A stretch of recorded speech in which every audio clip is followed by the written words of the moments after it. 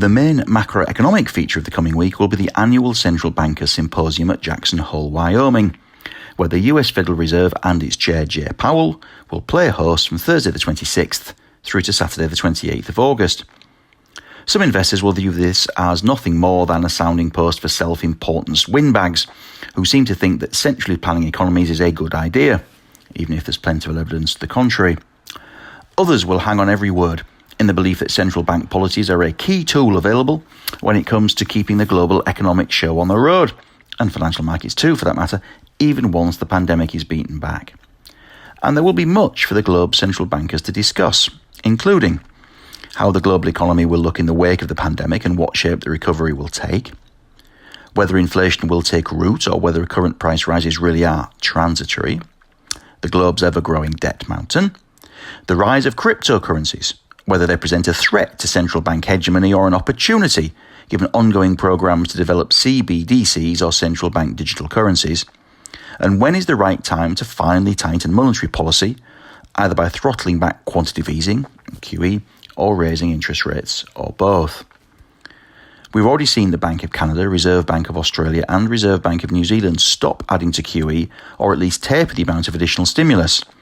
According to the website cbrates.com, we've also seen 41 interest rate hikes in 2021 against just 8 cuts, with emerging markets leading the way, notably Brazil, Russia and Mexico. They all cited inflation as the reason for the tightening of policy. Now compare this year's pattern with that of 2020, when central banks increased borrowing costs just 9 times and cut them on 207 separate occasions. Slightly tougher talk from several Fed officials is prompting the development of a consensus that the US Central Bank will start to taper its QE scheme from the current run rate of $120 billion a month at some stage this year.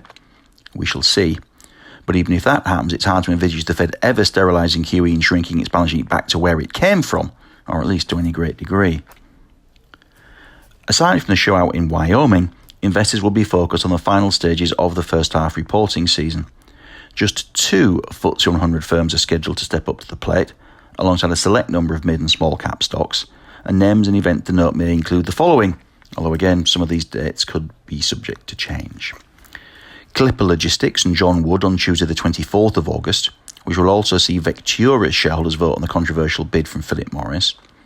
Costain and Grafton on the 25th, CRH, Hayes and Hunting on the 26th, and to finish, Sophion and Big Blue Broadband on Friday the 27th of August. However, the company which could just cause the biggest fuss in the week ahead is Polymetal. The gold mine is set to release interim or first half results on Thursday the 26th of August. The company is headquartered in Cyprus and runs 9 mines in Russia and Kazakhstan that produce gold, silver and also copper. It also has 3 more developmental or exploration sites, and the FTSE 100 member is one of the world's top 10 gold producers and top 5 silver producers. Just over a year ago, gold rose above $2,000 an ounce for the first time ever in early August, while silver hit a multi-year high near $29 an ounce at the same time. Both have stepped back a little bit from those peaks since, and that may help to explain why Polymetal shares are actually down by a quarter over the past 12 months. Perhaps markets still think central banks do have the economy in hand, that inflation is not going to gallop off, that policy can be tightened gently without rocking the economic boat, and that therefore there's no need for haven assets like gold and silver because of that combination. You may be of the opposite view, or even feel that central banks are not as in control as they'd like us to think, but only you can decide which macroeconomic outlook will prevail and what that may, or may not, mean for precious metals and gold and silver miners. Now, Polymetal released a production update in early July when it revealed the following. Gold output fell 1% year on year in the first half on an equivalent basis to 714,000 ounces. First half sales rose 12% to $1.3 billion, helped by high gold and silver prices on a year-on-year basis. The Nezhda project in eastern Siberia was on track to produce first concentrate in the fourth quarter of the year, and COVID-related costs at its operations were running at $5 million a month, the equivalent of $35 an ounce in production costs. When it comes to the first half numbers, therefore, analysts will look to 4 things. First, guidance on production for the full year. Polymetal has so far suggested that production will come in broadly flat at 1.5 million gold equivalent ounces and then increase to 1.6 million in 2022. Second, guidance on cost of production. Polymetal's all-in sustaining cost, or AISC, in 2020 was $874 an ounce, and so far it's guided to between $925 and $975 an ounce for this year.